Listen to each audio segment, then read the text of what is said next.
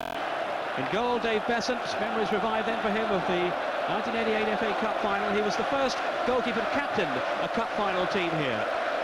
Across the back, Gareth Hall, the Welsh international, who's keeping out Scotland's Steve Clarke. Clarke is fit again, but Gareth Hall has got the vote. In the middle, Erland Johnsen of Norway, Kenneth Montcow of Holland, and England international Tony Dorigo on the left. Three in midfield, Kevin McAllister, a man who's been playing so well lately, and two experienced men alongside him in the engine room, John Bumstead and Peter Nicholas. Bumstead, who played in the Full Members' Cup winning side of '86, and Nicholas, for all his years in the game, featuring in his first Wembley final. And the three men up front, Kerry Dixon, Gordon Urie, and Kevin Wilson. Dixon and Wilson 18 goals apiece, and Urie well on the way back to his sharpest form. Well, now a look at the Middlesbrough side. The goal for them will be Stephen Pears. Full recovery by him from the injury that kept him out earlier in the season. Across the back, Gary Parkinson, Alec Kernahan, replacing the injured Tony Mowbray, Simon Coleman, the man who started in so well in place of Gary Pallister, now with Manchester United, of course. And at left back, Colin Cooper, another who's fit again after a lengthy layoff. In midfield, young Owen McGee, just 19 years old. What a day for him. 3 months ago, he was playing reserve team football. Alongside him, Mark Proctor, he'll be the Middlesbrough captain then, Mark Brennan and Peter Davenport. And the two up front, Stuart Ripley, restored to the side with Ian Baird cup-tied, and Bernie Slaven, what a threat he'll pose to Chelsea. 25 goals for Middlesbrough so far this season.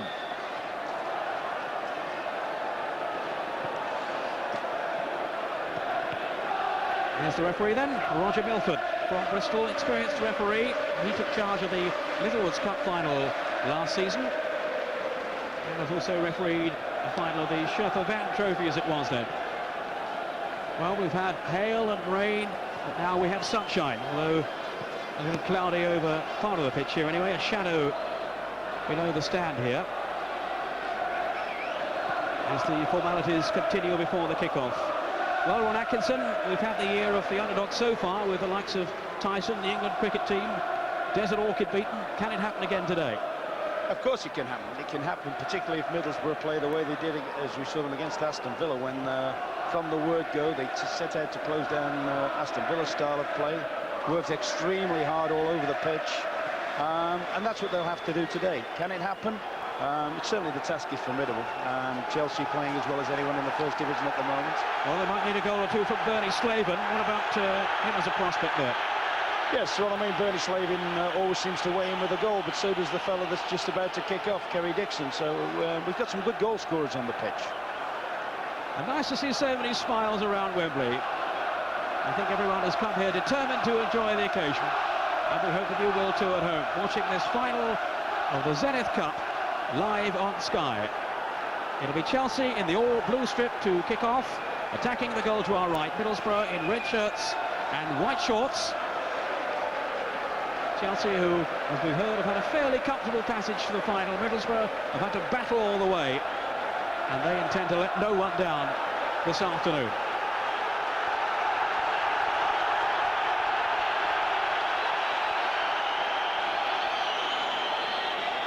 Roger Milford just checking that all is well.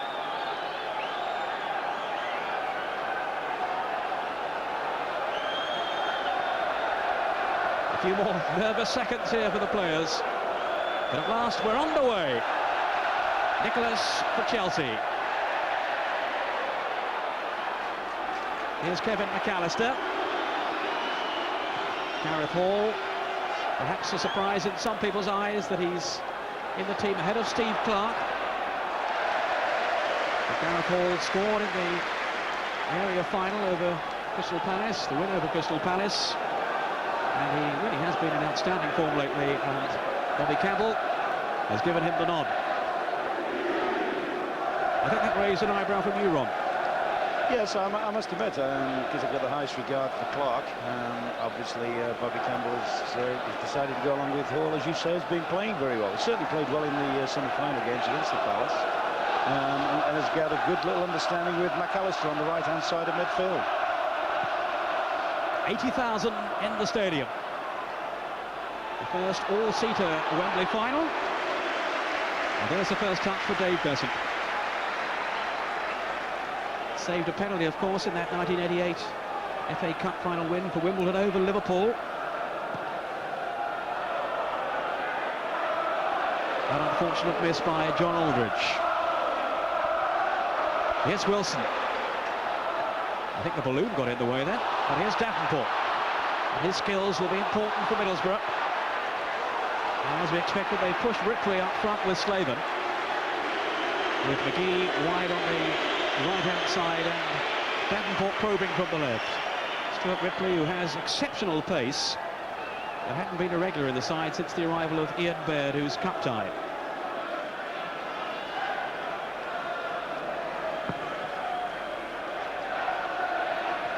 Header on was from Dixon. McAllister challenging with Cooper.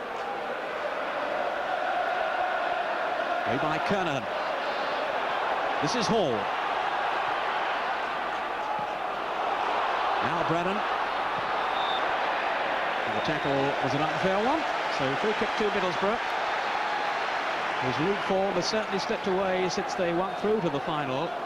But they had him around this in success in midweek at Plymouth.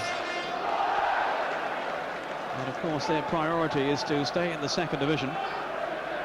As much as they want to win today, in the words of their chairman, this is regarded really as a family wedding, a day out for them. And Tony Mowbray, well, I'm sure everyone is delighted to see him here, even though he's not actually taking part in the game. Proctor to Ripley. And Davenport here in support. Good tackle though by Hall. That will do his confidence no harm. Davenport taking the throw quickly. Ripley trying to squirm away from Hall. And again, that was determined defending from the Welsh international. Brennan. Too long, over the head of Montcow and Slaven. Safety through to Besant, who was hoping to send Wilson away. But composed defending this time from Parkinson. So the two number twos making their early mark.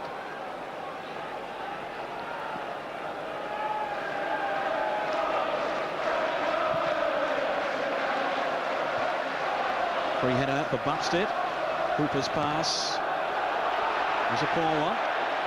Off goes Dixon in pursuit. And I wonder how Middlesbrough are going to cope with this threesome up front. Dixon, Wilson and Dury.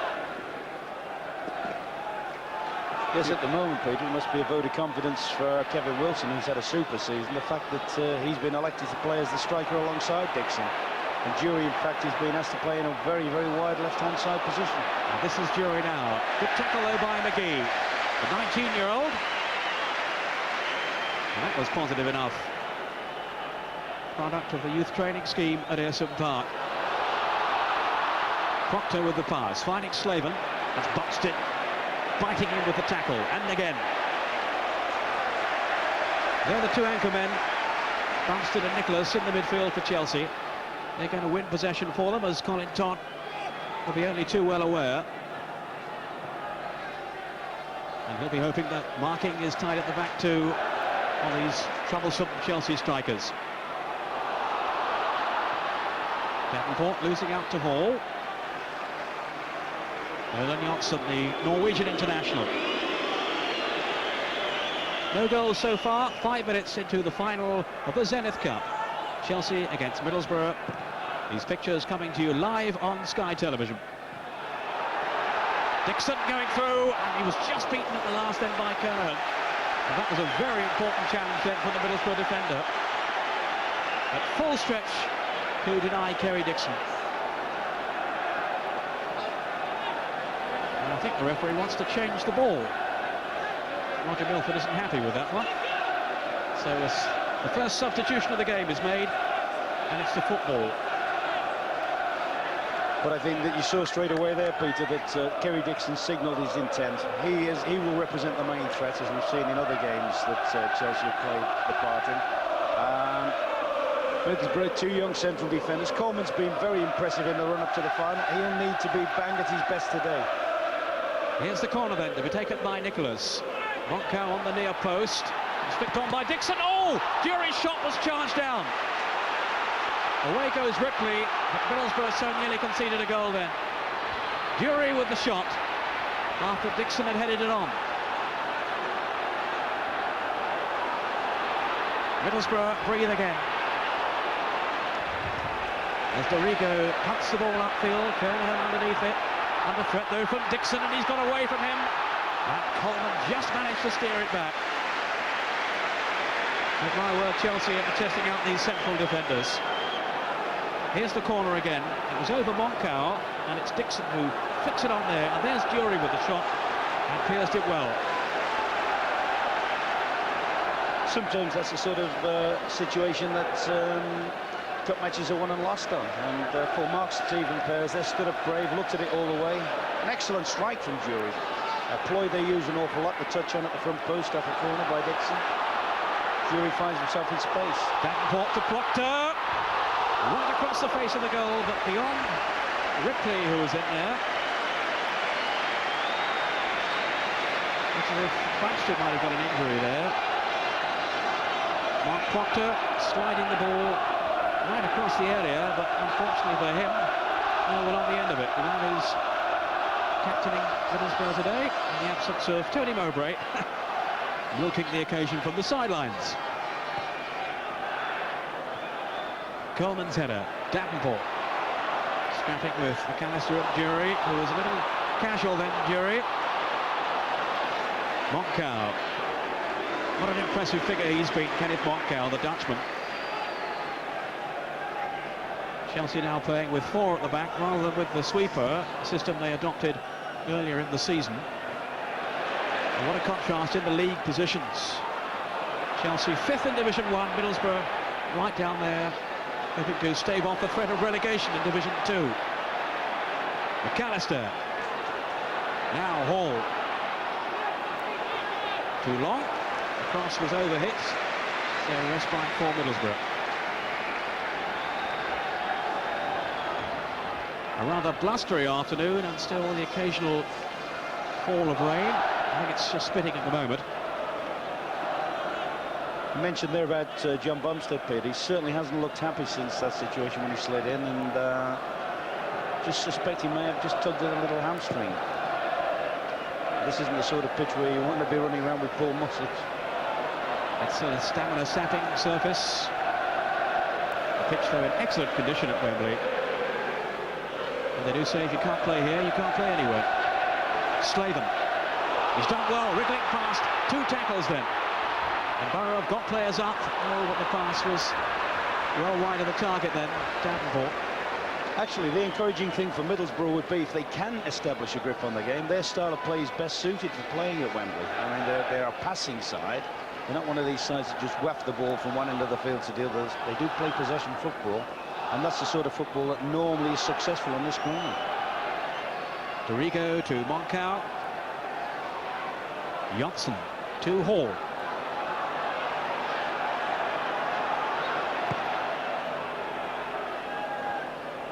Dury's header, then he finds Parkinson though. He was quickly dispossessed by Kevin Wilson. Dorigo. And they've got to keep a careful eye of Middlesbrough on Dorigo, making his sorties down that left flank. Very much in the reckoning for an England place, Tony Dorigo. But with 10 minutes of the first half gone, it's still 0-0. Chelsea are the closest to a goal so far. The shot from Gordon Dury that was superbly saved by Stephen Pears. Johnson up in search of Dixon, away by Coleman. Not too well though, Bumstead threading it through, and it was little Owen McGee who touched it back to Pears. Owen McGee, who only played his first full game in the area final of the Zenith Cup against Aston Villa. He came in, a shot inclusion at the last minute at Villa Park, and he really excelled himself. And here he is now playing at Wembley. Proctor. Brennan. McGee taking over. Colin Todd feels his team are a footballing side, and he hopes they can turn on the style here.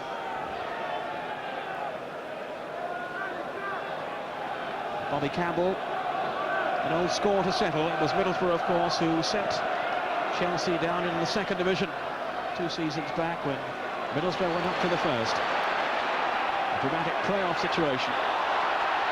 So a little bit of revenge on the minds of Chelsea today. Certainly don't appear to be overawed, do they, Peter? They've come here to enjoy it. They've come here to play their game, which is passing the ball around. And at the moment, it's okay, they've had one hard flutter from Jury's shot, but they've settled down fairly comfortably. Here's the free kick, and it's Kernahan, and a goal! Oh! Well, I thought it had gone in then from Slaven, and somehow he failed to turn it in. It seemed impossible that he could miss then. Kernahan challenging. Well, the one player you would bet money on in this country, that's his scene, isn't it? Little tap-ins, anticipated the header from Kernahan. And really, they should be winning the lead now. Here's the corner taken by Proctor. Back in by Davenport. The whistle's gone, though, for an infringement. But Bernie Slaven then, well, he really should have scored goal number 26. It seemed he just had to score. The free kick was floated over superbly. Good free kick here. Kernahan's lost his marker. Good free kick. There was a suggestion at one stage of handball on Kerry Dixon. It looks very much Nicholas has done well, though. Perhaps we didn't give him enough credit in the first place, Peter. Nicholas has done very well to intercept that. Full marks to Nicholas, who got in just before Slaven by the look of that. I must confess my initial reaction was that Slaven had miscued it completely. So some sturdy defensive play then by Peter Nicholas. And both teams now have had a good chance. Here's Jury. Parkinson, though, sticking well to him.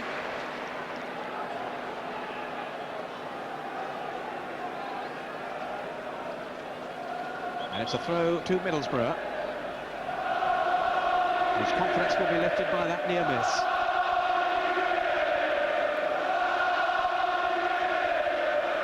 McGee, Parkinson. They say football's a strange game of fortune. I'm just looking through the Middlesbrough team list now.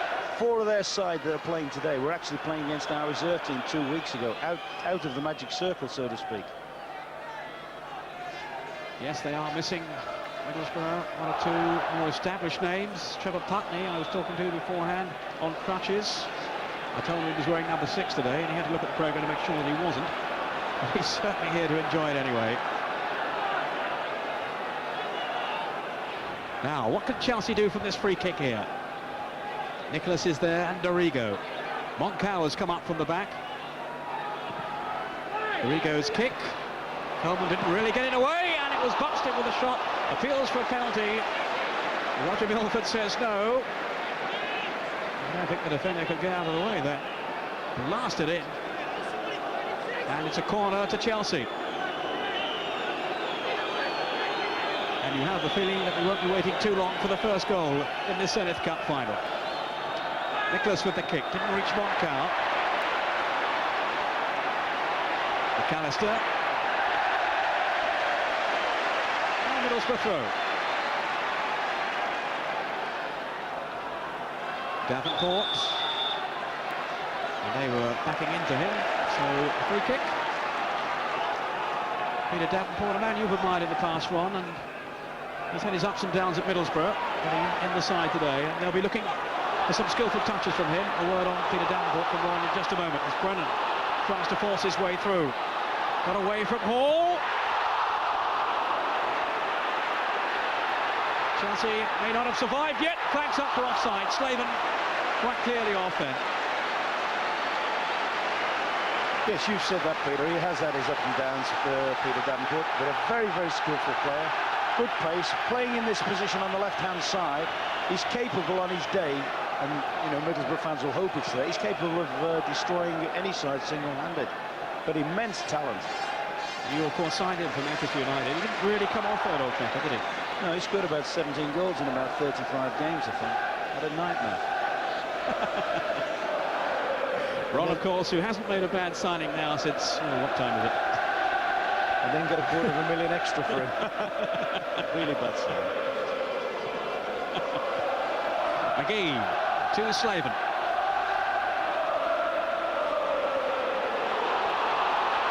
I'll teach you to go away on honeymoon and miss a game. Congratulations, Ron, on your wedding, by the way. I know you had a smashing trip. Yes. You've come back nice and suntanned. Didn't miss you, Peter. I didn't think you would. For about a second. Kernahan away. Nicholas for Chelsea. Now here's Davenport. Johnson comfortably there before Bernie Slaven.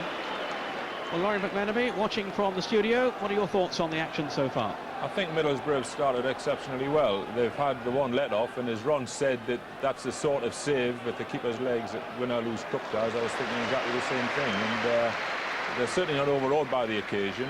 And we've got to remember that they have, with Mark Proctor and Peter Davenport, and of course Bernie Slaven now, good experienced players who can turn a game on their own, and it's a good cup tie now. And a pretty even one, certainly. Chelsea with that first chance, but Middlesbrough have come bouncing back strongly. And the win taking that one all the way through to Stephen Pears. They just get the impression that Chelsea have worked on that in their build-up, that they're not going to be afraid to just hit one or two high balls into the heart of the Middlesbrough defence. Whether they feel with Mowbray missing that there's a certain vulnerability about the younger defenders at Middlesbrough, I don't know, but certainly they look as if they're going to toss a few balls in and test them. Here's Ripley for Middlesbrough. Slaven, it's quite a week for him. He plays for the Republic of Ireland, his debut in the week against Wales. Although he's a Scot, has grandparents who are Irish.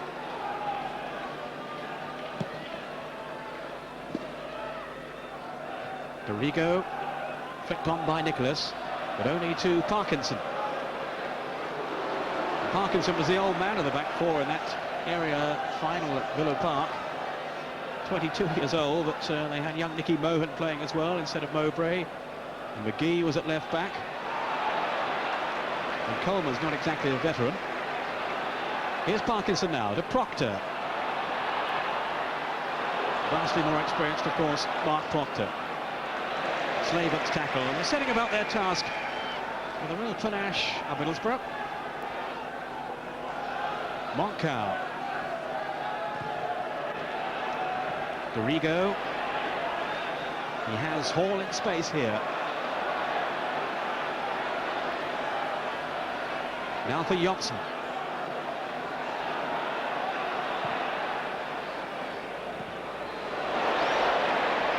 Nicholas. Perhaps he hadn't seen them, but Curie was down.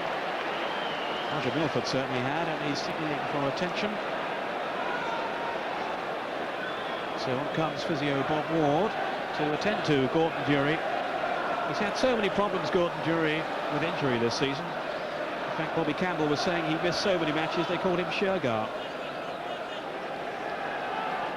Well, let's hope it's not too serious here. Gordon Durie, who's such a valuable player, of course, for Chelsea. 24 years old now, and very much in the thinking of Scotland manager Andy Roxburgh for the World Cup. And he scored the only goal for Chelsea anyway in the match against Middlesbrough in those playoffs. Middlesbrough having won the first leg 2-0, and Chelsea managing only the one goal in reply. But they can ill afford to lose him, Ron. Gordon Durie. No, he is, as you say, a super player. Not had the best fortunes this season with injury. What they have got, they've got an excellent replacement. In fact, if Clive Wilson has to come off, which it doesn't look as if he's going to do. But if Clive Wilson does come on, at least he's a natural left-sided player who'll slot into his position automatically. And of course, when Durie was out injured, Clive Wilson was in the side, playing on the left side of midfield, with Kevin Wilson and Dixon pushed up front. But hopefully Durie's okay. Almost now at the halfway point in the first half. I don't think Durie knows that at the moment. Or does he? No, he seems okay. Well, let's hope so. He was certainly winded. It's an interesting statistic. I don't think you see too many players come off in cup finals either. He'll be very anxious to stay on. And what an excellent start we've had to this game. Chances at both ends. But so far, the Zenit final without a goal. Johnson cleared it. And then from Kevin Wilson, trying to find Dixon. Here's McAllister. Now Gordon Durie and Kevin Wilson. They continue his run here. He has McAllister and Dixon in the middle. Blocked by Kernahan, and it came off Kevin Wilson. So a goal kick to Middlesbrough. Yeah, that's more the style I'd like to see Chelsea adopting. That's their best little pocket of football they've played since the start of the game, I think. Some bright interchanging between Jury, Wilson and McAllister, and some good accurate passing. Kevin Wilson, who's just signed a new 2-year extension to his existing contract, so he'll be with the club really for the rest of his career. See, one of the things as well, Peter, that will be getting to Chelsea, that they know they're red-hot favourites. They've been here before. Everyone except the Middlesbrough fans expect them to win. If the game was to go like this and Middlesbrough would continually knock the ball about and gain a fair bit of possession and keep picking at them, then there's a fair chance, you know, the Chelsea boys might just get frustrated and might start doing things that perhaps are not natural to their way of playing. What do you think's going through the mind of Colin Todd at the moment, the man who's come in at the last moment, really, just 2 weeks in charge of Middlesbrough? How do you think he's feeling down there on the bench? I think he'd be very, very happy. I mean, he's had the one little flutter when Jury's had the shot Stephen Pears has blocked. In a funny way, that works for you. You sit there and think, well, maybe it might be our day. And it certainly pepped them up. And Colin Todd can't keep still down on the bench. Bobby Campbell, well, he's seen Chelsea get off to a very promising start with an effort from Jury, but since then Middlesbrough have battled their way back into the game. And not much between the two sides at this stage. Yes, in actual fact, what Middlesbrough have done very, very well is they've taken the heat out of the game a little bit. Whereas Chelsea want to be continually raiding, continually attacking, continually servicing Dixon and Wilson and providing crosses and chances for them. They've really restricted them at the moment. Dorigo all the way back to Dave Besant.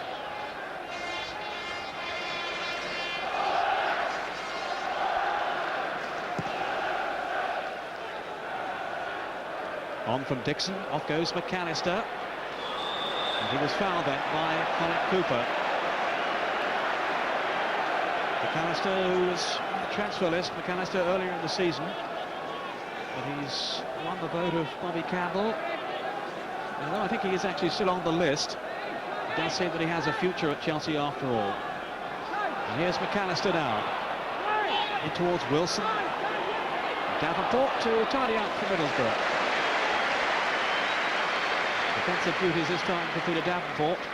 But Middlesbrough will be hoping that he can make an impact at the other end too. The sun's out, but it's raining now.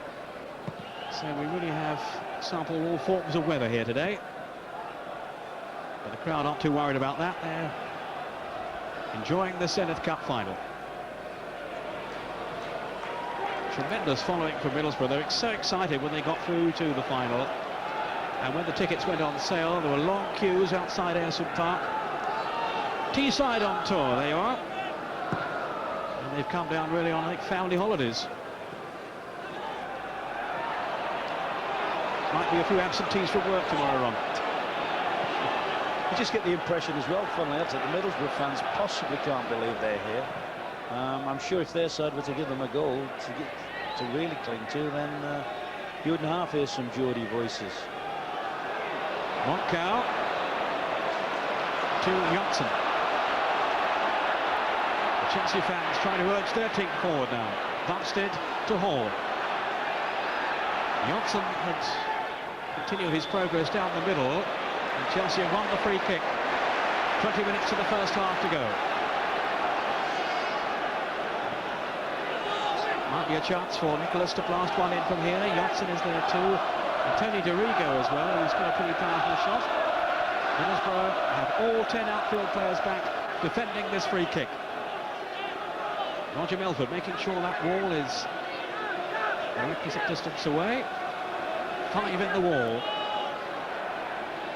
It's Dorigo. Oh, it's a goal! Pears got a hand to it, but he couldn't keep it out. And Tony Dorigo has blasted Chelsea into the lead. Pears is furious with himself, and he'll certainly be disappointed. He got a hand to it. Dorigo struck it well, but Pears couldn't draw it out. Yes, do you give the credit to Dorigo for a lovely swerving shot, or maybe just as you say, maybe just say to Stephen Pearce, possibly you ought to have done better, son. I think he felt so, Ron, didn't he? Yes, I think so. He got a good hand on the ball. Good shot, good struck shot. There was a little dummy just beforehand from Johnson that may just have thrown Pearce slightly. But he'll be a bit disappointed with Stephen Pearce that he hasn't palmed that one over at least. So 25 minutes gone, and Chelsea, the first division side, are in front against Middlesbrough. And this will test the character now of the second division side. Tony Dorigo, the goal scorer for Chelsea, doesn't score all that often. That's his fourth of the season and his first in this competition. The Australian who's made his name in English football, Stephen Pearce, well, I reckon he's going to be disappointed. He's certainly got a hand to it, and he could only palm it behind him into the goal. Kernahan under threat from Dixon. On the balance of play, Middlesbrough a little unfortunate to be behind. Can they come back now? Well, this is Jury for Chelsea. Unbeaten in 8 matches now, Chelsea. Wilson. So their confidence was high coming into the game. And now they have the fillet of the first goal. Yes, I think the all-important thing now for Middlesbrough is that they just stay steady. The last thing they can afford now is to concede another goal, because basically that would put Chelsea right in the driving seat. There's a long time to go yet, Peter. If they can just keep pegging away, playing their own game, working at it, there's still hope for them. They can still come back from that. Laurie McMenemy, watching from the studio, would you share our feeling then? Pearce was disappointed with that. Yes, my position is right behind the goal, in fact, and I agree with Ronnie. The people will be disappointed because don't forget he had a wall up which could take responsibility for most of the goal to his left-hand side, and he was at full stretch, wasn't he, really? He could have done with being a yard to his right before the ball was struck. Having said that, if one of the Brazilians scores one of them here next Wednesday night against England, we'll all be raving about the quality of the delivery. So let's not take it away from Dorigo, but a great disappointment to Middlesbrough. And as Ron said, they've just got to be patient now and not go forward too quickly and too early, because Chelsea have got some wily people up front who will be waiting to get the second, and if that comes, well, then it could make it out of their reach. McGee with a cross in towards Bernie Slaven, and Bassett had to tip it over the top, with Slaven marauding just behind him. In actual fact, on the occasions, we've just seen one again there, when Middlesbrough do attack, when Middlesbrough do put stuff in the penalty area, the Chelsea defence looks a little bit shaky. Brennan with the corner. Bassett started to come forward and didn't. Well, he retreated then, Bassett. Now, Brennan. Slaven picking it on, flags up, Kernahan offside. Alan Kernahan, who is a very versatile player and has indeed performed on many occasions as a striker for Middlesbrough. So he was in a familiar role then, but he was offside.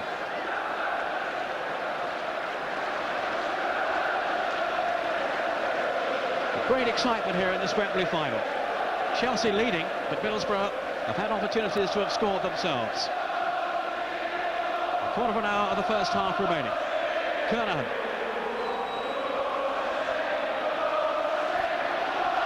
Good play by Parkinson. Proctor to Brennan. Using the whole width of the park here. Now Davenport. Cooper have gone outside him. Montcal with a very positive header, and he really does get some distance on his headers.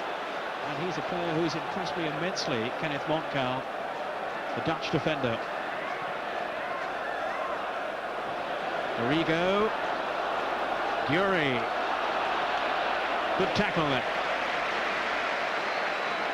Parkinson timing it perfectly. Just to bring you briefly the news of the test match over at the West Indies. No play so far. The start has been delayed. England, of course, in a very strong position, but they can't get onto it at the moment. And it's Chelsea who are in the stronger position. I wouldn't say it's that strong yet. It's certainly the healthier position in this Senate final. The only goal so far scored by Tony Dorigo.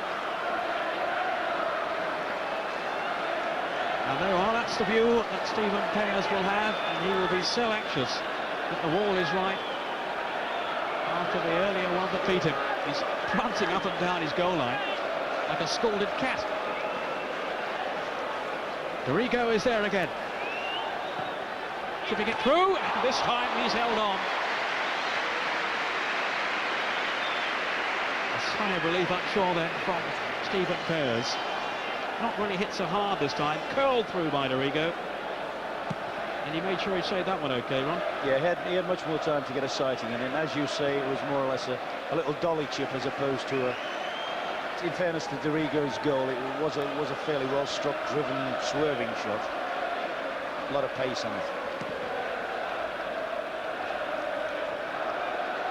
Kevin Wilson almost found Dixon then. He still might. In towards Dixon again. He's turned free, and he was using his arms then to gain an unfair advantage. The free kick to Middlesbrough. But we really can't allow this man an inch of room. 18 goals this season from Kerry Dixon. Although he's just had a little spell when he hasn't scored one. So he'll be aiming to put that right today, as well as scoring his first Wembley goal. Proctor. Trying to shake off Buxted, who's sticking with him. Proctor again. Here's Ripley. All given away then. It was a careless pass by Brennan. And Coleman was then before Dixon.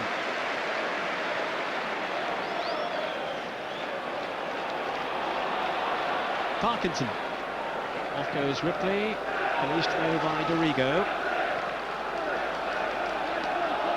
Ripley with few opportunities to show his pace as yet. McGee, beaten low by Bumstead. And that was a late challenge there by Parkinson, which may well earn him the yellow card. Yes, it's going to be a booking, I think, for Parkinson. He was a bit late then, Ron. A bit late, I don't think he's arrived yet, has he? You're talking about Ripley, and as we saw against Aston Villa in the semi-final, he was the main threat, I felt, for Middlesbrough. He's got a little bit of a problem today because a lot of his best work is done down the right wing. He's a better player playing through the middle, working out towards the right-hand side of the field. But of course, he's going to come against Dorigo today, who's probably as quick, if not quicker, than him. So he has got a little bit of a problem in making those penetrating runs behind the left-back area. And it's Tony Dorigo's team who are leading here. There he is, scorer of that Chelsea goal. Former Aston Villa defender. And now very much a part of this successful Chelsea team who turned things around in the last couple of years. And they were relegated at the expense of Middlesbrough. To stay with the play for a moment. It's Bumstead to Nicholas. Davenport.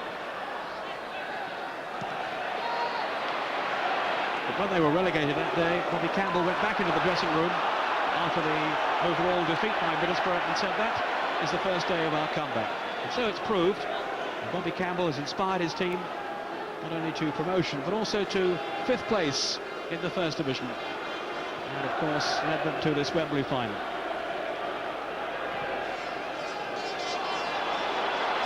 We promised Bobby Campbell we'll try and show you a shot of his mum somewhere. Up there in the stand, 86 years old, and she never really leaves Liverpool apart from going to Lourdes.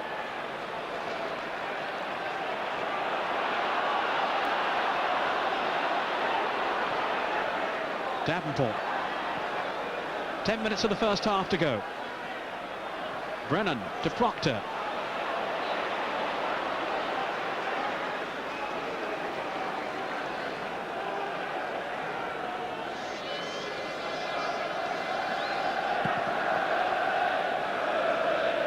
Ripley with Montcow, who towered above him. He does look a good defender, Montcow, Ron, doesn't he? Yes, I think both him and Erling Johnson have settled in very well to the English way of playing. He was particularly suited. He was one that the sweeper system did favour very much, probably because in Holland, he'd have been well used to that way of playing. but now in playing basically in the normal flat back four, he does okay. Davenport. Here's Slaven. Out of play. It's a throw to Chelsea. Slaven just tangling left with Gareth Hall, and he's going to get a ticking off too from Roger Milford. Actually, that's about the third Middlesbrough player. I think I saw Brennan just earlier have a little bit of an altercation with Gareth Hall. Fiery little Welshman who believes in making his physical presence and making an impact on the game that way sometimes. But as you've said, has deservedly won his place in the Chelsea side and done very well. A gritty little performer. And obviously determined to hold on to it. It's Colin Todd, wondering if his team can find an equaliser before half-time. At the moment, they have some defending to do. Nicholas to Dorigo, just managed to keep his feet. But not before McGee came sliding in with the tackle. Moncau finding Hall.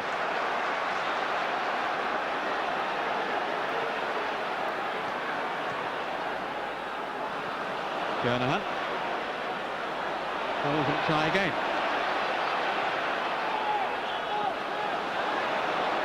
Here's Brennan. Now for Ripley. Always giving it away to Moncau. That was classic. Dorigo.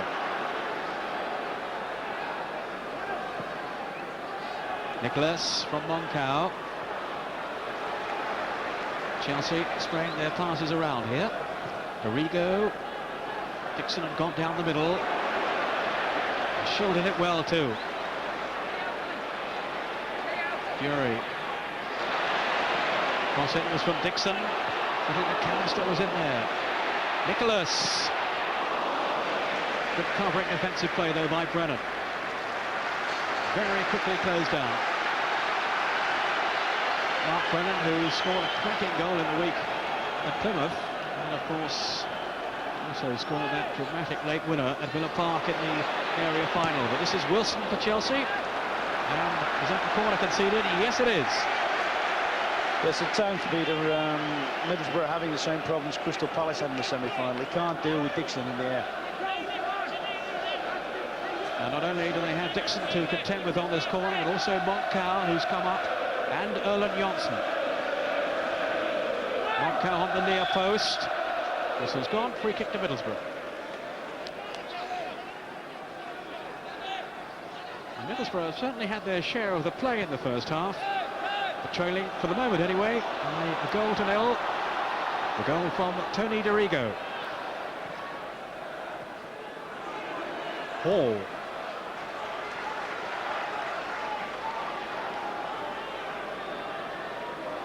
Plenty of time for Moncau, opting to come forward himself.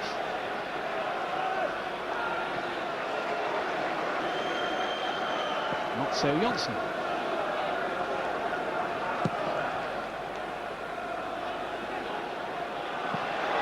Dixon going on. Coltman with a very important header. Here's McGee. There really is a wave of excitement around the ground. Now Kerry Dixon threatens up front for Chelsea. He's so sharp around the penalty area. 5 minutes of the first half remaining. Johnsen.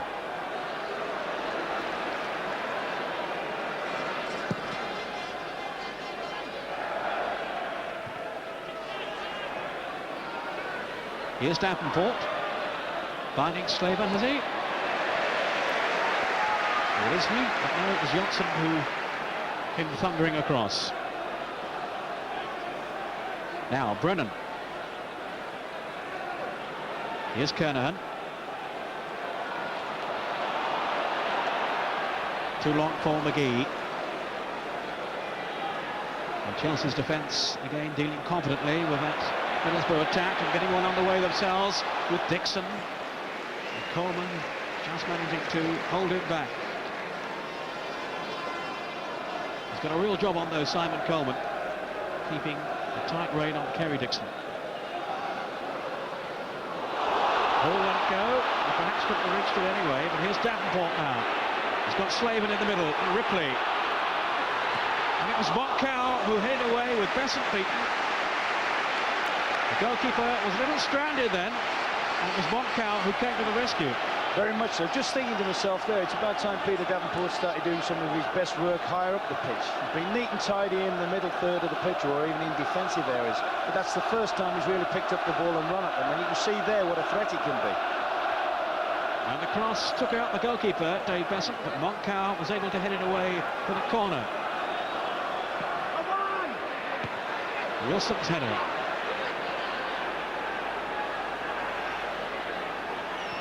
Back in from Proctor, away by Hall, but it's gone straight to Coleman, who miscued. He sliced his shot, but he's got a corner that was deflected. I think there's another example, Peter. I don't honestly feel that the Chelsea defence is over-comfortable when they're put under pressure today. Well, they're certainly under pressure here, with 3 minutes of the first half left. Here's the corner. Kernahan couldn't quite climb to meet it. Proctor in there with a header.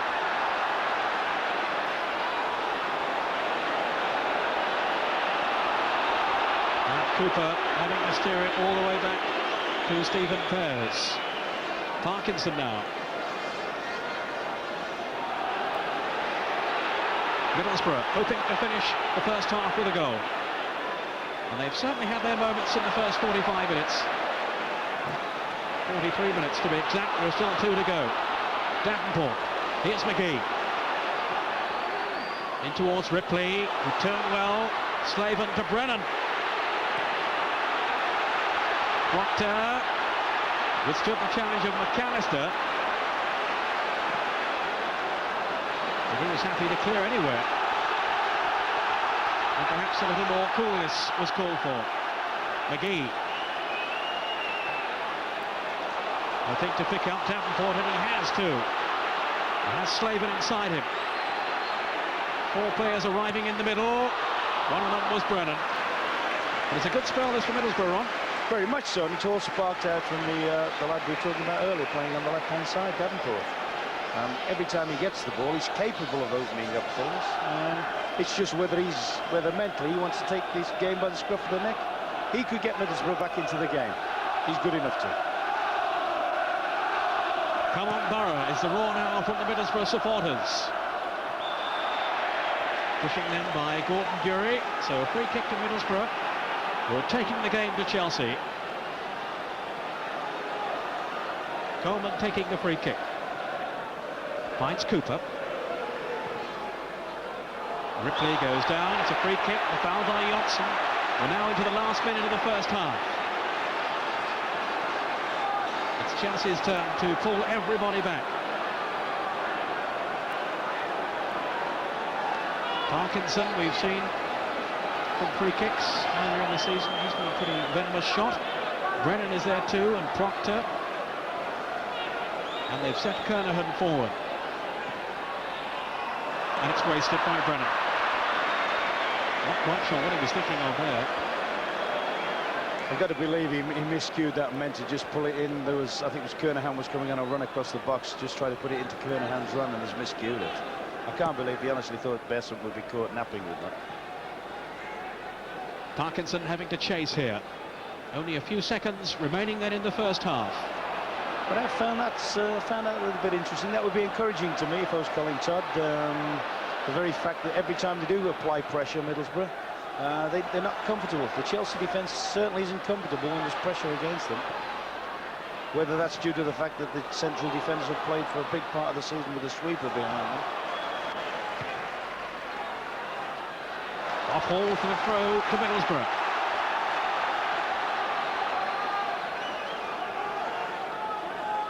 Cooper taking the throw.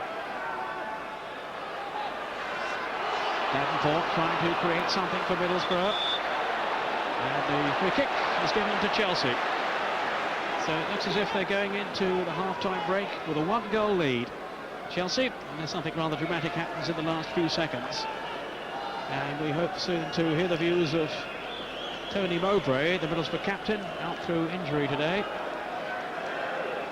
Watching from the sidelines. Another long kick from Besant. Kernahan cuts it out. Did well there. We've now played a minute of time, headed on for stoppages. As McGee is clattered, but it's a Chelsea throw. Kevin Wilson winning the ball back fairly.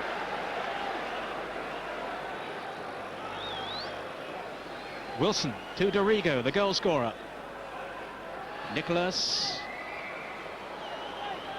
His time for Parkinson. And he's mishit that one. Straight to Hall. But Chelsea haven't posed so much of a threat, really, since scoring that first goal. Kernahan, a chance to come forward now. It's given away, though, to Nicholas. And here's the quick counter-attack with Dury. Nicholas showed too much of that for Brennan. We've now had 2 minutes of injury time. Off goes Ripley. Now will he take on Moncao here? Driven in towards Slaven. He's controlled it well. Couldn't keep it down though. And it was positive play by Middlesbrough. Very much so. I would say on the balance of play in the first half, they've probably had more occasions when they might have scored than Chelsea have. They'll consider themselves a little bit unfortunate to be one down at half-time. That's the mark of Bernie Slavin's quick reaction. And there is a whistle from Roger Milford to end the first half. Appreciative applause ringing out around Wembley. Tony Dorigo with the only goal. So Chelsea leading by a goal to nil, but really Middlesbrough have had opportunities and they are very much in contention in this game. And I think Colin Todd will be telling them that at half-time that they really have every chance of coming back and who knows, perhaps still winning this Zenith Cup final. Chelsea with the goal then from Dorigo, the free kick that Stephen Pears couldn't keep out. But Chelsea, Ron, haven't really built on that, have they? No, I mean, Dorigo, strangely enough, whether young McGee's keeping him a little bit quiet there, Dorigo really hasn't penetrated like he normally does. He's played a little bit safe, and ironically enough, the first time he's really come into an attacking position was to hit a set play, and it's been enough to separate the sides at the moment. So what do you think Bobby Campbell will be saying to his team now? I think Bobby Campbell will try and get the game going forward more. I think he will be happier when Dixon and Wilson and people like that are being given a better service, are being given more pressure balls into the penalty box. I don't think he would be entirely happy having to defend 45 minutes to try and defend a 1-0 lead. Well, there's Tony Mowbray, the man who's missing out on the final. Let's hear what he's got to say on the first half, talking with Matt Lorenzo. Matt? Tony, what did you think of that half? Entertaining. I think both sides had a few chances. We had a few flashing across the front of the goal, just begging for a touch, wouldn't go in. Obviously, Tony Dorigo's a great finish from where I was sitting. He's always capable of doing something like that. Tony Dorigo, great left foot. But we're starting to get Peter Davenport in the game last quarter of an hour, and he's put a few useful balls over. With Bernie in there, we're always likely to nick one, so we're hopeful. It was some consolation for you to be able to go out with the team, was it, or not really enough? Well, obviously I'd like to be out there playing and doing my bit, but it was a great gesture, I think, by the new manager, Mr. Colin Todd, and I mean, I appreciate that. I said in the papers recently I'd be a bit embarrassed to do it, but he asked me again today, and I mean, I was pleased to do it. I was very proud to do it, and yeah, hope we can just finish it off now for us. How do you reckon it'll go after the break? Well, that's it. I mean, likes of Bernie in the team, would always like, you just need half a chance and he'll stick it away. And as I say, we've got Peter into the game last quarter of an hour, so hopefully he'll keep providing half a chance and could turn everything around. Thanks very much, Tony. Matt Lorenzo with Tony Mowbray, the Middlesbrough skipper who misses the game. We'll take a break, but before we go, just to remind you, Middlesbrough had to come from behind against Aston Villa to get here. They did it. Can they do it again today? See you in a minute to find out.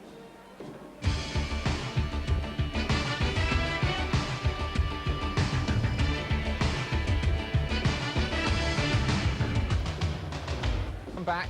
Not a bad way of earning a living, is it? Wembley in the sunshine, terrific cut tie on the park, half-time, Chelsea a goal to the good. With me, Laurie McMenemy. Laurie, overall impression of the first half from you first? I think that Bobby Campbell and Chelsea will feel rather fortunate to be in front, but they've been patient, and it was a tremendously well-taken free kick. And as Ron pointed out, I think that apart from that, and the early scare that we're going to have a look at shortly, Stephen Pearce hasn't had a lot to do. Right, I think we can actually have a look at the first moment in the game when Chelsea threatened very early on. Here it comes now, Laurie. Yeah, the trouble with goalkeepers is they get blamed for misses, but people forget things like this. He's got right across the goal and stuck his... That's a part of the art of goalkeeping, using your legs and your feet as well. And Gordon Jury strikes the ball very hard, as we've seen in the rounds leading up to this, and he didn't have a lot of time to see that. He certainly couldn't have got his hands to it, and he kept the team in the game at that stage. Have Dixon and Dury looked just as sharp today as they were in the Well, I semi-final? think they're working hard, but to be fair to Middlesbrough, they're not giving them a lot of chance. I think one of the problems at the back for Middlesbrough is not that they've been effective, but I think they possibly will miss the leadership qualities of Tony Mowbray. He's only about 26, but he looks as though he's been around a long time, and he has got this ability to lift players and to take them that one step beyond what they think they're capable of doing. And that's what they need now. Chance fell early on also to Middlesbrough. Bernie Slavin getting right into the danger area. Well, this is one of the finds of the season, and he's very sharp in and around the box there, and we thought he'd missed a chance, but we thought he'd got his left foot round it, but we didn't give Peter Nicholas enough credit until we saw the slow motion. Nicholas is a wily old character, and he got in there and he got his foot there, but he also leant in a little bit and put the forward like an off old balance. professional. Well, that's one of the differences between doing it for a living and playing in the park on a Sunday morning for the YMCA. Now the goal took some time to come. We were saying during the game that if a Brazilian scores a goal like this, we'll Yes, he say it's bends, he world-class. puts his foot right round the far arc, and he's done well to get his hand to it there. Well, maybe he's a little bit harsh with him. If we can have a look at that again, we thought that possibly he might have been over to his right, the goalkeeper, but you see, it's gone right in the corner. The goalkeepers' union think that once they get the hand to it, it shouldn't go in the net. Tell me about Dorigo. Many people say he should be closer than he is to a full place in the England team. Well, he can't get much closer than breathing down the fella's neck that's in possession. I think that him and Stuart Pearce are different types altogether. Stuart Pearce is the old-fashioned type, short back and sides, legs like an elephant. If he tackles you, you'll feel it for 2 weeks. This lad is a quick, modern type of player who likes to go forward more. And he's a good quality passer of the ball. What you want is a combination of both. I think at the moment, Bobby Robson's got it right. Fullbacks should defend, first and foremost. And I think that if this lad has an area to be exposed, it is his defensive quality. And that's where Middlesbrough, funny enough, in the second half, have got to try and get Stuart Ripley, this winger with a powerful lad with tremendous pace, got to try and get him at Dorigo to examine his defensive qualities. Maybe we'll find out after this short break what the managers have had to say at half-time. See you in a second.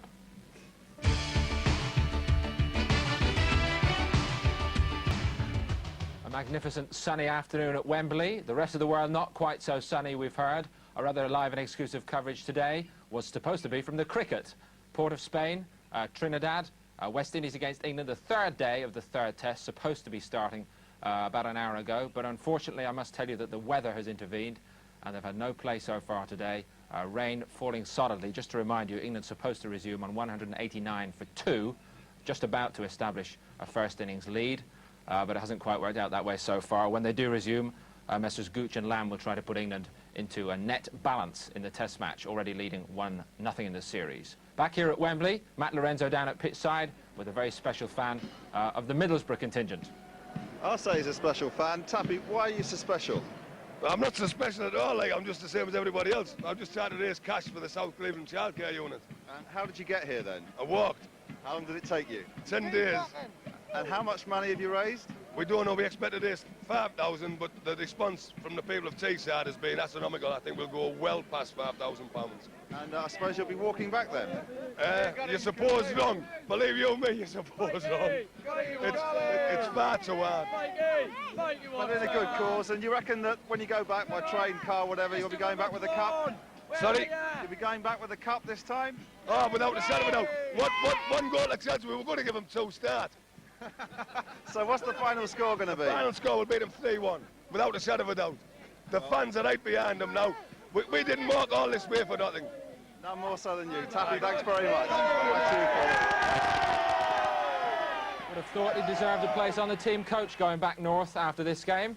Here come the teams again. We'll rejoin our match commentators, Ron Atkinson and first Peter Brackley as Borough take the field again. Thank you, Paul. And we were certainly enjoying the thoughts and comments of our friend there from Middlesbrough, who's walked all the way down here And I reckon he'll walk back if they win the trophy.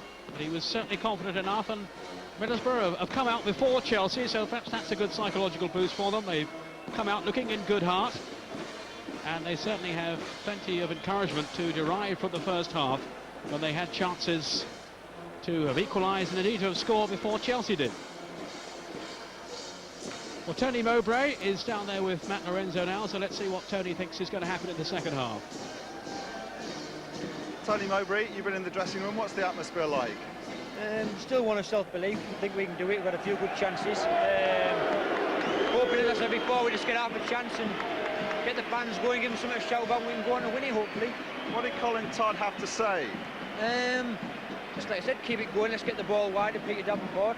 Let's take the right full back on. Let's get people arriving in the box, and let's see what comes of it. There's been a lot of pressure on Colin over the last 3 weeks. It's a big job for him. His first cup tie is a Wembley final. How do you think he's coping? Oh, very well. I mean, we're all here just to enjoy it, really. Same with the boss. He's just come for a good day. Told the lads no pressure, really, just enjoying themselves. If we do the right things at the right times, we'll get a result, and hopefully that'll happen this half. What do you reckon we'll see this half? I'm looking for a Borough 2-1 win, actually. Good luck to you. Thank you very Tony. much. Cheers, man. Well, there we are. That's the confident review from Tony Mowbray. And we're now lining up then for the start of the second half. Chelsea leading through the goal scored by this man, Tony Dorigo. Middlesbrough to kick off in the second half. It's such a memorable day for these Middlesbrough players, many of whom were born and bred in the area. And they were talking this week of the excitement that their appearance in the final has created. Indeed, Stuart Ripley was saying when he went home after the win over Aston Villa, his grandfather was in tears at Wembley awaiting Middlesbrough. Stuart Ripley, well, they could do with a goal from him now, but that's a point, Ron, to pick up there. We were saying, well, you were saying Peter Davenport could be a key man now for them. Yes, he's got to do most of his best work in the top half of the pitch. I mean, he must be encouraged by just before half-time when he had 2 or 3 little runs at Hull and showed him a clean pair of heels and produced quality balls. Now, he's good enough to do that. He's got enough experience. It's about time he really set himself right. I owe Middlesbrough this. I owe myself this. You know, he's got great talent that hasn't always been fulfilled. He's got a big stage to perform on today. There's no better occasion for him to do so than here now. And Middlesbrough have a throw which Colin Cooper is about to take for them.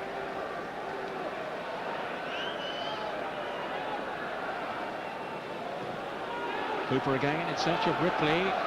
Montcow is with him. And well, I thought that came off Ripley, but no, it's a throw to Middlesbrough. Here's Ripley now. Montcow, as ever, is with him. Ripley trying to turn Montcow. He has McAllister there too for extra company, and it's a throw to Chelsea. Montcow, there's a lot of speculation that he could be in the Dutch team for the World Cup finals, and he certainly has done his prospects no harm with his displays in recent weeks.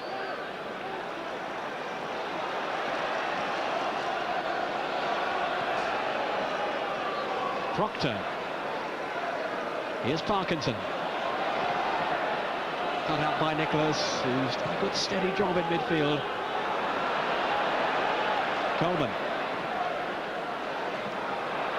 Middlesbrough looking to start the second half as they finish the first. But can they find a way to unlock this Chelsea defence? McAllister now hoping to break for Chelsea.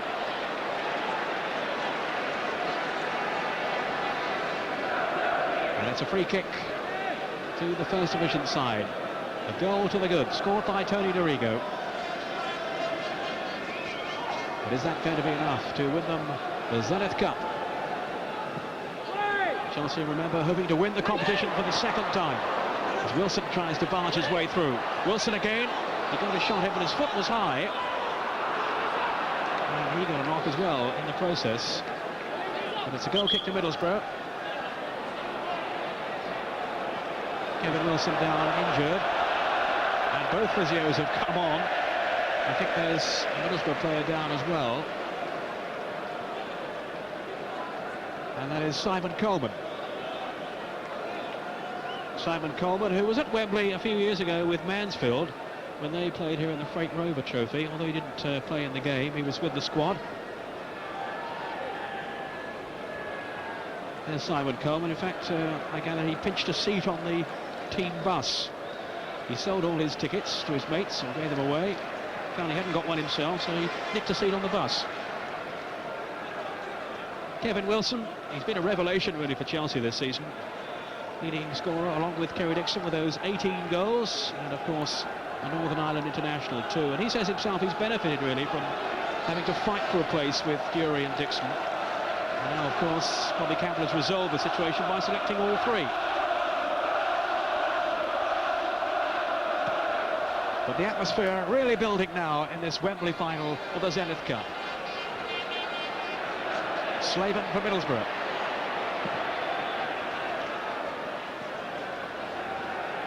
Safely through to Stephen Pears.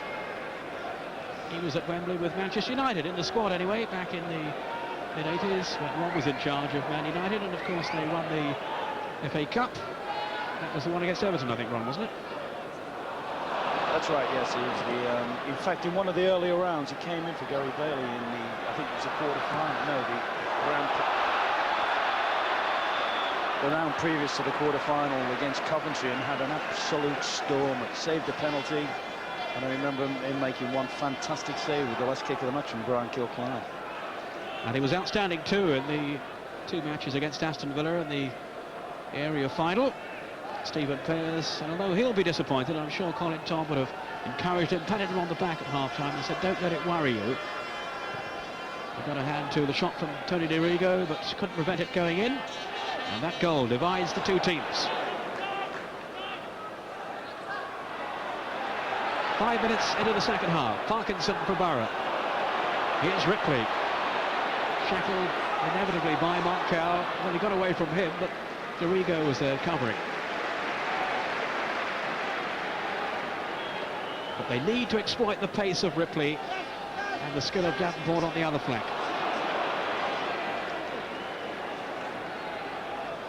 Yes, I just wondered before very long whether they may do something. Little McGee, who's become a little bit of a favourite of ours, hasn't he, in the two games against Aston Villa and all that. He's had a relatively quiet game. Now, whether that's because he's... Just pause here. Dixon to McAllister.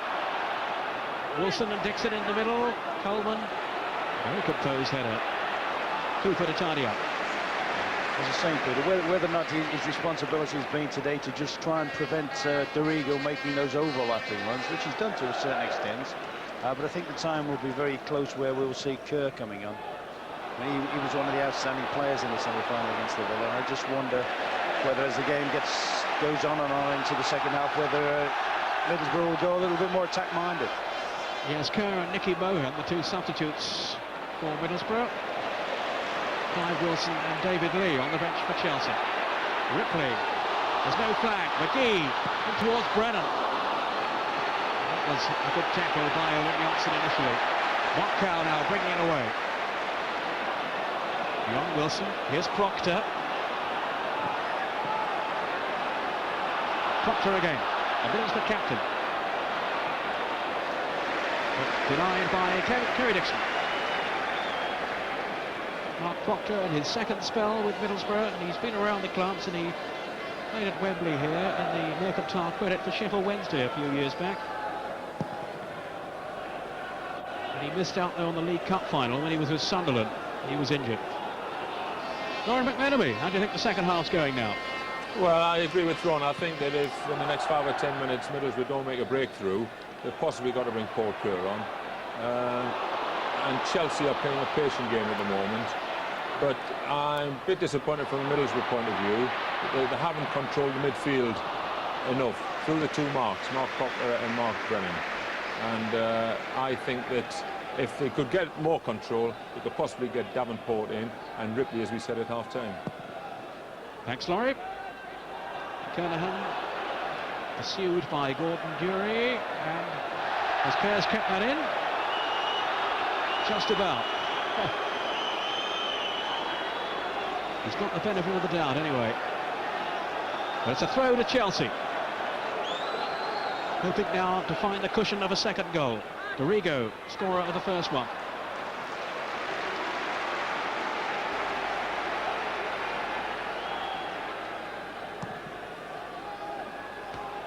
Slaven with Johnson. Kevin Wilson. Nicholas going in. Such a competitive midfield in there now. Brennan and Proctor scrapping with Buxton and Nicholas. Kernahan for Borough. And as far as Montcow, who's a little loose with his pass. Buxton then was caught by Proctor.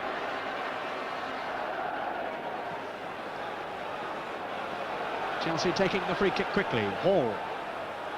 Now McAllister. Dixon. Bundled over though by Coleman.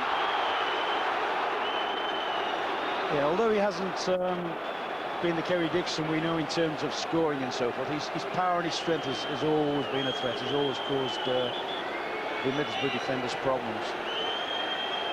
And there are problems then for Middlesbrough here. Nicholas with the free kick. Johnson and Montcow are up. And Dixon didn't reach it. It was Coleman who headed clear. Dury. That was a firm tackle then by Proctor in full view of the referee, who saw nothing wrong. Slaven. Proctor now. Can he lift Borough in the second half? Ripley. Finding Proctor a little fortuitously. And that's a good ball. Davenport. Now, he's in the clear here. He's got Cooper outside him. Put it through for McGee. Davenport onto the return pass. And that will be a throw to Chelsea. It's a pretty lively start to the second half. And Davenport has some chance then to run at defenders. On from McAllister. Cooper's had it. Here's Slaven. Tremendous support here for Middlesbrough. And also for Chelsea too. That's the Borough fans who are really raising their voices now. Parkinson to Ripley. Proctor. Davenport away to the left if they can find him.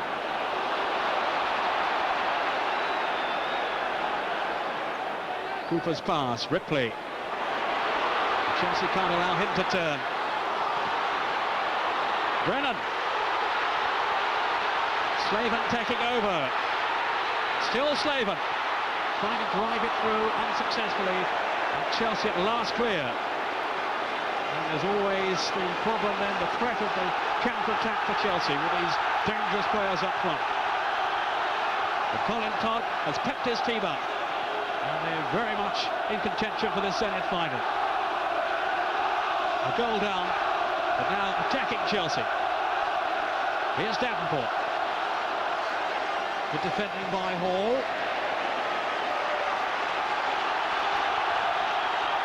It's Cooper with the throw. Here's Davenport.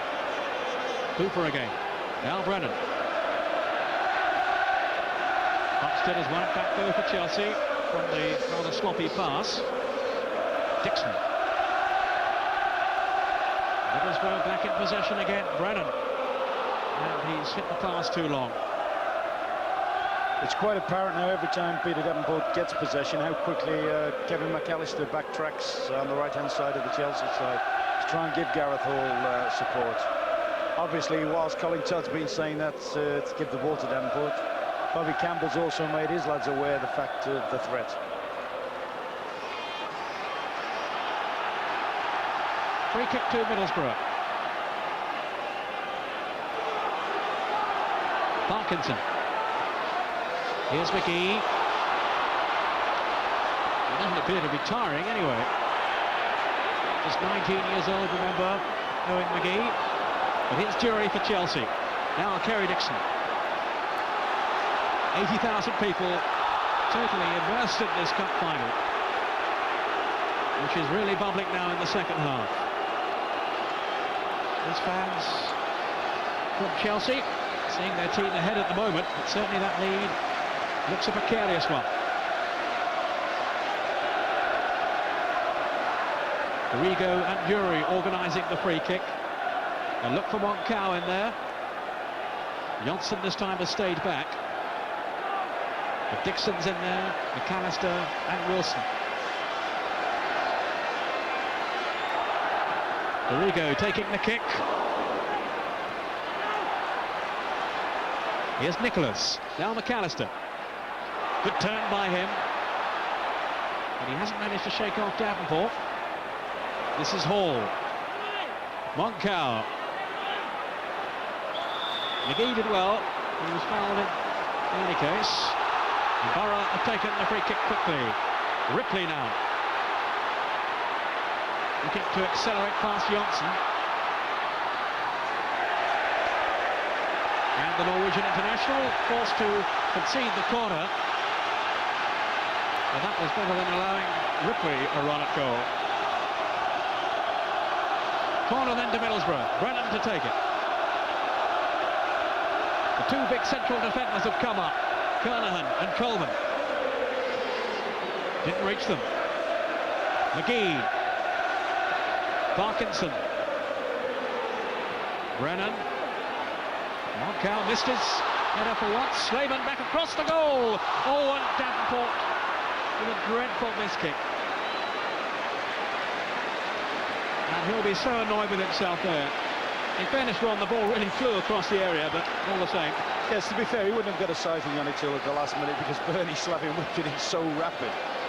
In fact, I thought Bernie Slavin had almost made himself something out of nothing there. But Middlesbrough are beginning to get a grip on the second half. There's the effort from Slavin across the goal. And as Ron said, it really did come whipping over. A quarter of an hour gone in the second half. Chelsea 1, Middlesbrough 0, the final of the Zenith Cup. Coming to you live from Sky. And what a match Middlesbrough are making of it now. They've come here and is determined to do themselves justice, and they most certainly have. Dixon though for Chelsea. Just too long for McAllister as Pears comes down. And that was almost an excellent ball to Davenport. Peter, in all fairness, I think on balance of play, I think Middlesbrough have been the better side. I've been a little bit disappointed with Chelsea.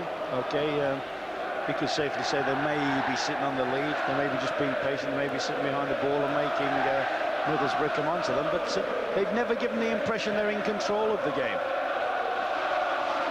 Parkinson for Middlesbrough, McGee.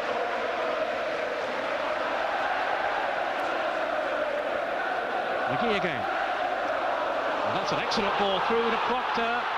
Moncau with the saving tackle. And Buxton was the last man. Bessett now with a cap on to shield his eyes from the bright sunlight. And the crowd basking not only in the sunshine, but also in the excitement of this cup final, which is really warming up now. Great atmosphere. And it's a free kick to Middlesbrough. Persevering here in hope of an equaliser. Paul McGee has no chance of reaching that one. Certainly in terms of atmosphere as well, the second half, they've managed to lift the crowd. The lad at half-time was saying, the lad that walked all the way down, he was saying the fans would get right behind them. And in all fairness to the fans, that's what they've started to do now. We've started at last to have what I would call a cup final atmosphere in the place. Parkinson.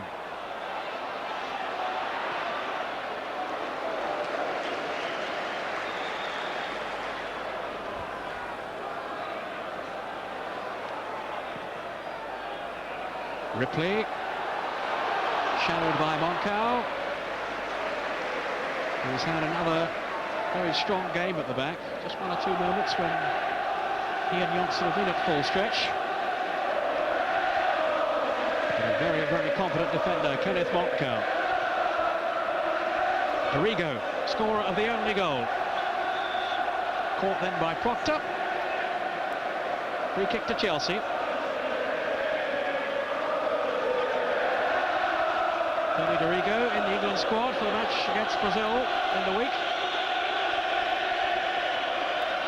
And Chelsea indeed have no less than 8 players in their squad on international duty in midweek. And here's one of them taking the free kick. Peter Nicholas of Chelsea and Wales. Up towards Dixon. Driven through by Bumstead. And Stephen Pear's already committed to the save, which in the end was rather more comfortable perhaps than he anticipated.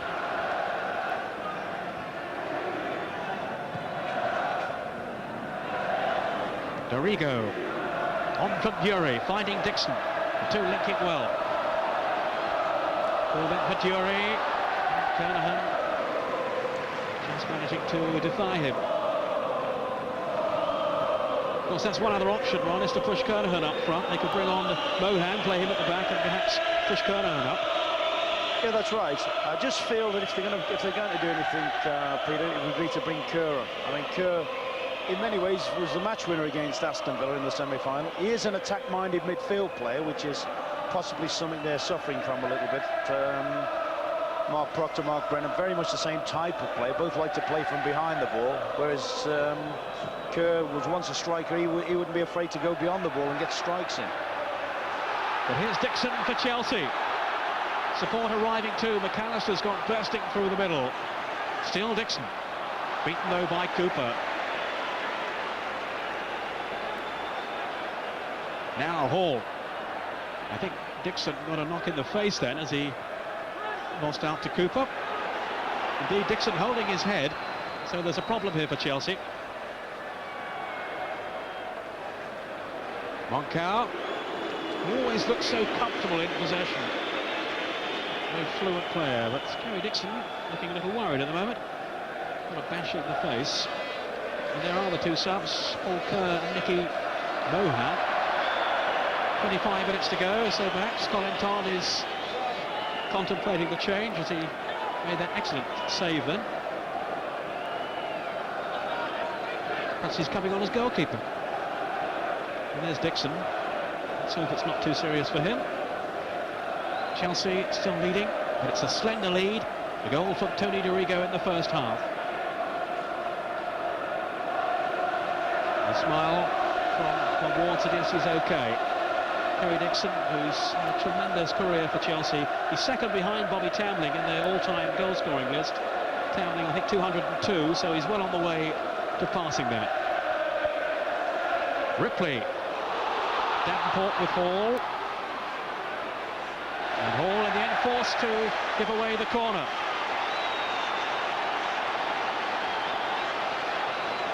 It's a signal for Coleman to come forward. I'm sure Kernahan too, who add their height in the penalty area.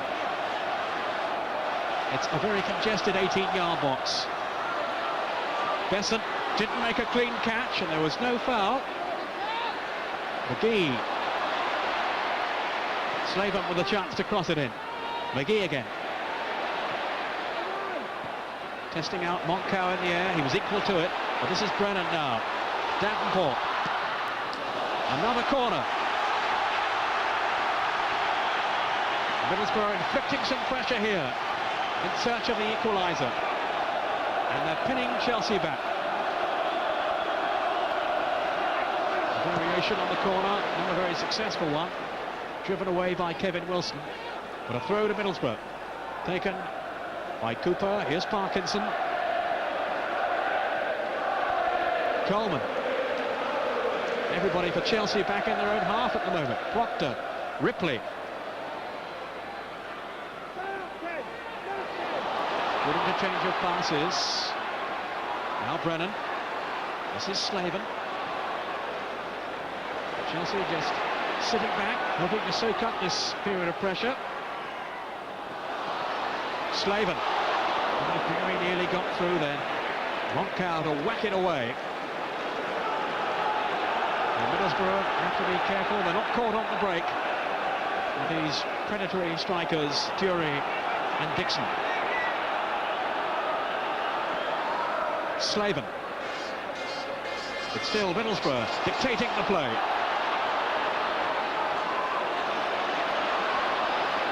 Davenport in towards McGee, who just managed to nudge it on. Parkinson now. Long way out. Well, he scored from long range against Everton in the FA Cup earlier in the season, but not this time. I reckon Bobby Campbell must be a bit of a worried man at the moment. I should think he possibly is. I mean, you've got to admire Middlesbrough. They're just keeping their patience. They're playing the ball around to feet, moving the ball, and it wouldn't be a surprise to see them equalise.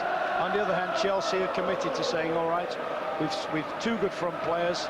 We'll all sit behind the ball and we'll hope that Dixon or Jury or Kevin Wilson can conjure something out of nothing for us. Good, powerful header forward by Kernahan. The same applied, though, for Moncau. Here's Johnson.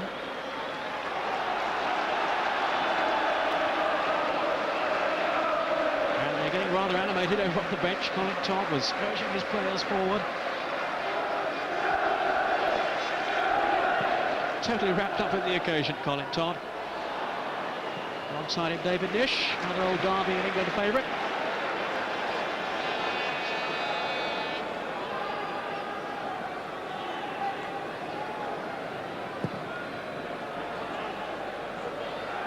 Dixon beaten in the air by Coleman. And here's McAllister.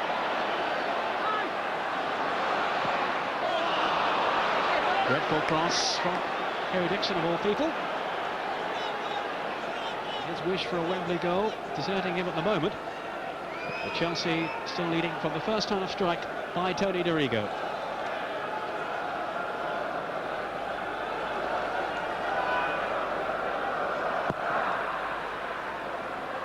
"20 minutes left. Dixon on Jury with Kernahan. Jury's got away from him. Oh! Appeals for a penalty, but it was a clean save. And the referee, Roger Milford, had a good look, and he was absolutely right, in my view, anyway. And in fairness to Jury, Ron, there was no real protest from Jury. Oh, not a cat in hell's chance. Very, very good and brave goalkeeping. And if there's any question mark about Dorigo's goal, he's atoned for it there. He's certainly got Alan Kernigan out of prison there, because Alan made that. Kernigan's made this little weak. He's been out-muscled a bit by Jury there, but his back pass should have been stronger. And he certainly made the save without bringing down Jury, who really toppled over his prostrate body. No protest from Jury. He accepted that decision, even if the Chelsea supporters didn't. There's a free kick here to Chelsea, taken by Nicholas. Away by Coleman. Nicholas once more. Header on was from Johnson. Safely through to Pears. McGee. This is Proctor. Proctor again, combining with Brennan and trying to find Davenport. McAllister again has got back, trying to cut out the service to Davenport. Ripley. Ushered on by Roger Milford. Parkinson, who obviously fancies a crack at goal, but he's a long way out then, Ron. He's a long way, but he's getting closer. I think his first one was a sighter, the next one he's finding the range. So by Wednesday, he ought to score. Not a bad effort, though, at all, then, from Gary Parkinson. And Middlesbrough very much in this game, in there fighting.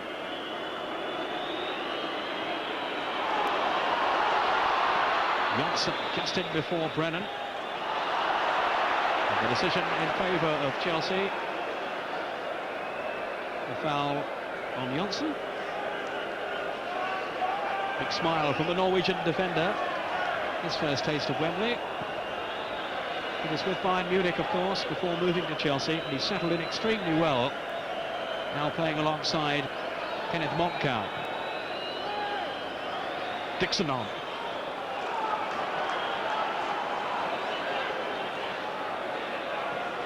Parkinson to McGee. No sign of any substitution yet from Middlesbrough. Although I think Paul Kerr has got his tracksuit bottoms off, so perhaps he's going to come on fairly soon. Slaven's pass to Cooper. Davenport trying to find some space outside him. This is Slaven now. Again, they're looking to find Davenport. Skipping past McAllister. Still Davenport. And that is the route to goal if Middlesbrough can get Davenport away down that flank. That's the way to unhinge the Chelsea defence, Ron. Yeah, very much so. I mean, even though he's confronted by the two players there, he's got the bit between his teeth. He knows if he gets good possession, he's got the beating of the full-back. And as I say, that's important for a lad like Davenport.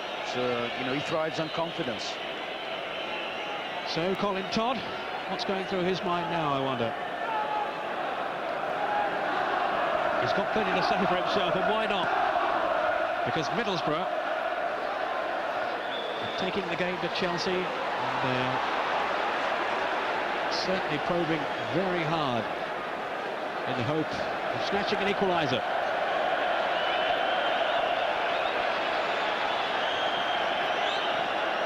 Nicholas to Moncau. Dorigo. Parkinson's header only finding Nicholas. McGee. Davenport was quickly closed down then. Wilson shrugging off one challenge, but no further progress made by him, so here's Proctor for Middlesbrough.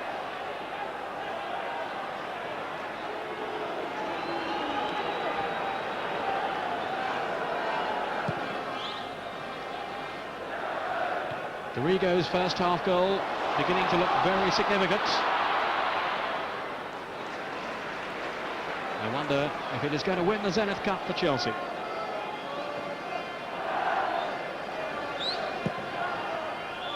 Defenders coming out quickly for Middlesbrough, and they've called a couple of players offside, Urie and Dixon.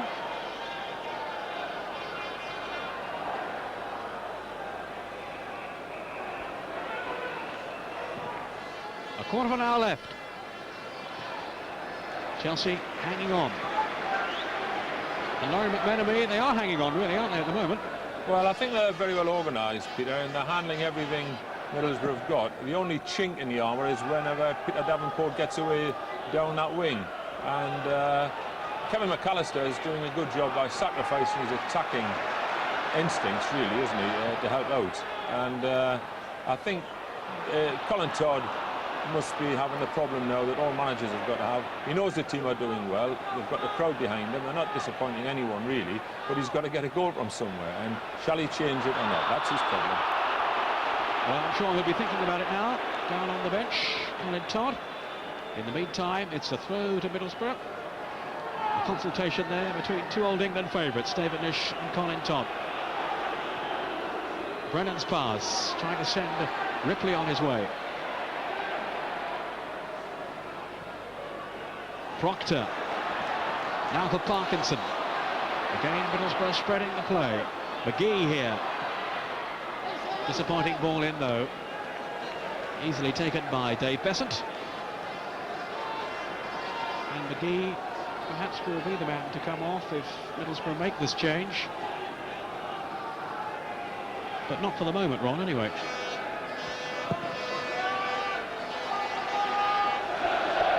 Kernahan to Parkinson.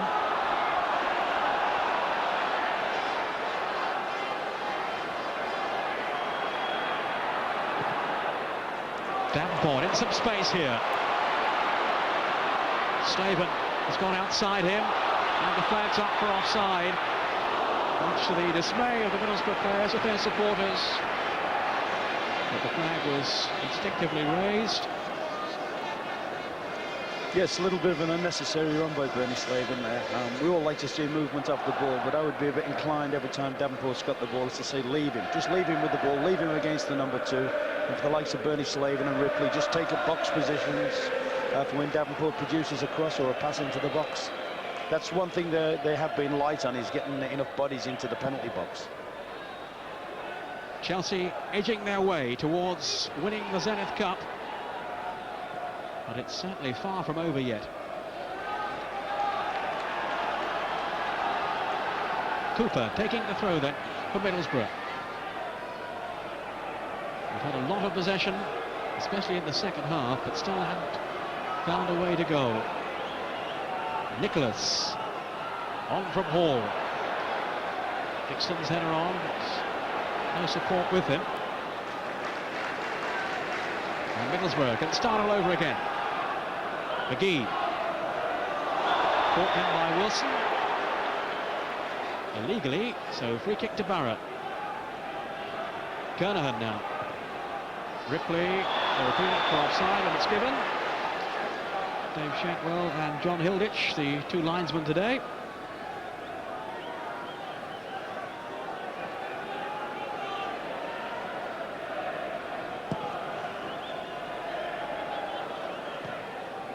Dury's header. Straight to Cooper. Here's Bumstead, finding McAllister.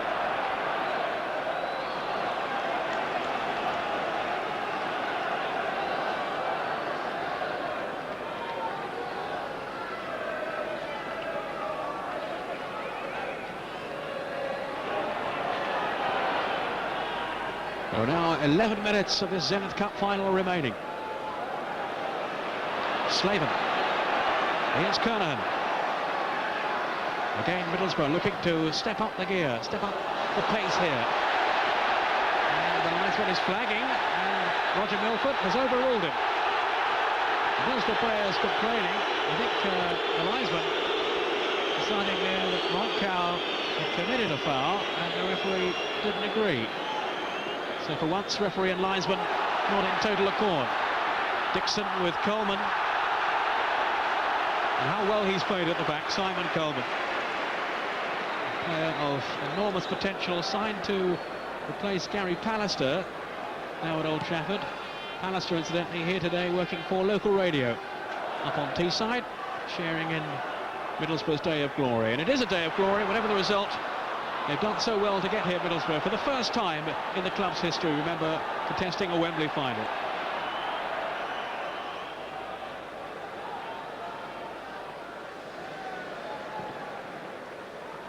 Ten minutes to go.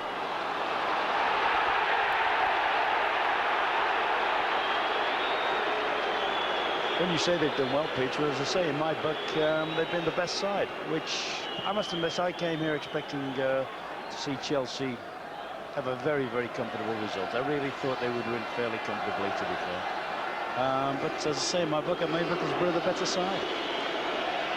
Comfortable, it certainly hasn't been for Chelsea, but they are still... There's one goal ahead, scored by Tony Dorigo in the first half. Dixon was again out-jumped. This time, though, he was ahead of Kernahan.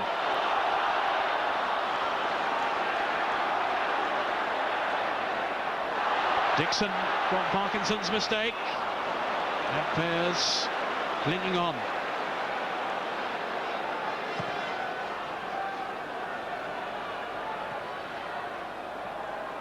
Bumstead to Hall. The second goal could clinch it for Chelsea. McAllister. Dury's in the middle. Dixon's arriving too, and Wilson. McAllister's cross, away by Kernahan. Here's Wilson. Now Dorigo.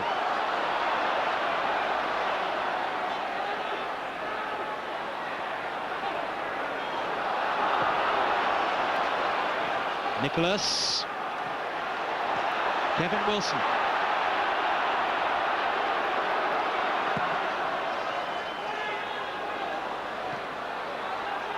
Parkinson. Well, Ron Atkinson, you have the honour today of selecting the man of the match. You can't have the bugler because we haven't seen him, so I'll ask you who you think you might be considering at this stage.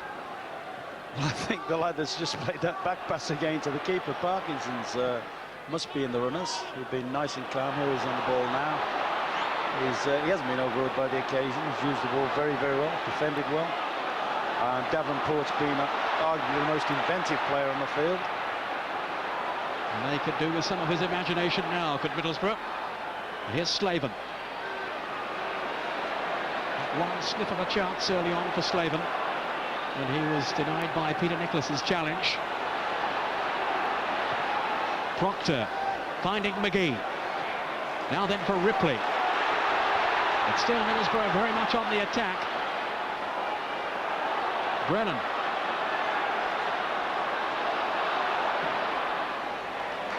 Here's Davenport. He was looking to take on Gareth Hall. McGee down. Brennan. Had the feeling that was going to be a repeat of the Villa situation. It looks as if Ripley had set Brennan up, and he has got a fierce left foot, Brennan.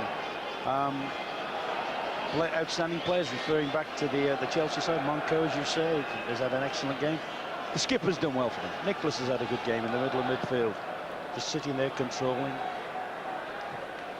And again, Laurie made the point earlier on that although Middlesbrough are having a lot of the play, they're not creating that many chances as such, and Chelsea do look pretty organised at the back, don't they?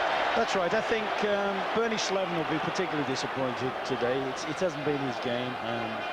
Only one situation's really fallen his way. He didn't capitalise on it. He hasn't had one of his better games this season. But here, perhaps maybe an opportunity now. Cooper with the free kick. Moncal missed his header, or did he get a touch? No. So it's a goal kick to Chelsea, which will eat up a few more seconds for them. They certainly haven't controlled this final by any means, Chelsea. Colin Todd's team have got to find a goal from somewhere if Chelsea's name is not to go on the cup again.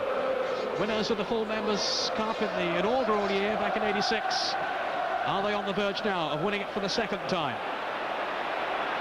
5-4 on the first occasion. They beat Manchester City in a thrilling final. Well, we haven't seen as many goals as that today, but we have seen a very eagerly contested game.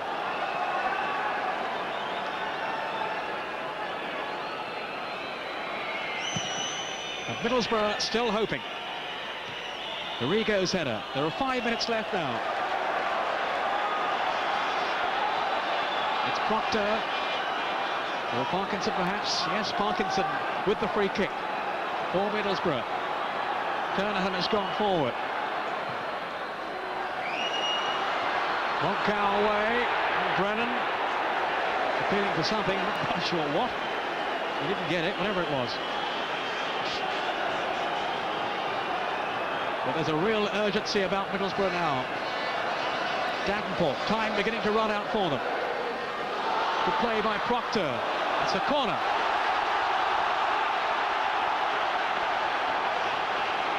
Well, they've had fantastic support from their followers today, Middlesbrough. And they are really now making themselves heard around Wembley. Here's the corner. Dixon concedes another one.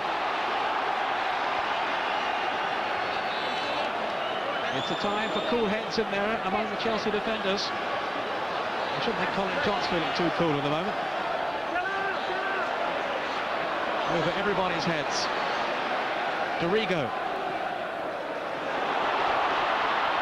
Partially cleared it, no, McGee. And there was Coleman up there, and safely away from Chelsea's point of view for a goal kick.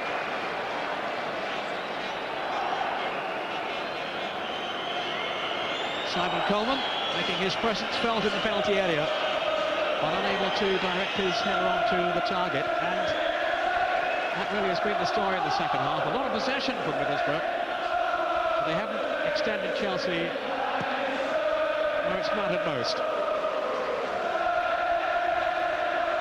Parkinson guiding it back. Pears for another long kick upfield. Trying to find Ripley. McGee, beaten though by Nicholas. The captain's role from Nicholas in midfield for Chelsea.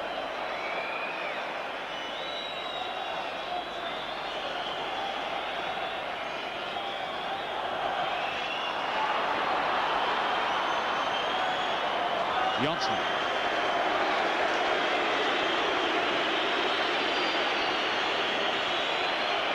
Whistles from the Middlesbrough fans. Chelsea know they're almost there.